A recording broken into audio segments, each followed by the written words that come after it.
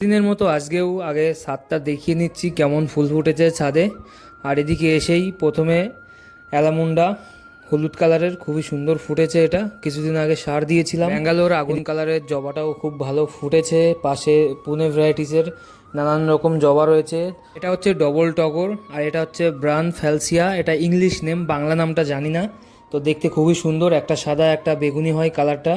আর 1.5 মাস আগে যে দেখিয়েছিলাম একটা লেবু গাছে অনেক ফুল এসছে, সেই গাছটা এখন ভরে লেবু এসছে, ডাল ঝুঁকে ঝুঁকে পড়ছে, এত লেবু। সাইজটাও বেশ 2-2.5 ইঞ্চি হবে। Red dragon. আর এদিকে দোলন চাপাটা চমচমের মতো লাগছে, সাদা চমচম, দারুণ গন্ধ এটাই। এখানে এখানে ফুটেছে কাঁঠালি চাপা। কাঁঠালি চাপাটার গন্ধটাও খুব সুন্দর। এদিকে কালো লঙ্কা অনেক হয়েছে, লঙ্কা অনেক হয়েছে, মানে গাছটা ন্যাড়া হয়ে গেছে কিন্তু লঙ্কা অনেক হয়েছে। আর এই গাছটা কাটার কারণ অনেকটা ঝাঁকড়া হয়ে গেছে, জঙ্গল জঙ্গল লাগ। সপ্তাহ আগে দেখিয়েছিলাম কুমড়ো গাছটা লাগিয়েছি, ছোট ছিল, আর এগুলো বীজ ফেলেছিলাম, অনেক বড় হয়ে গেছে। তো এখনো মতো টাটা, দেখা হচ্ছে কাল।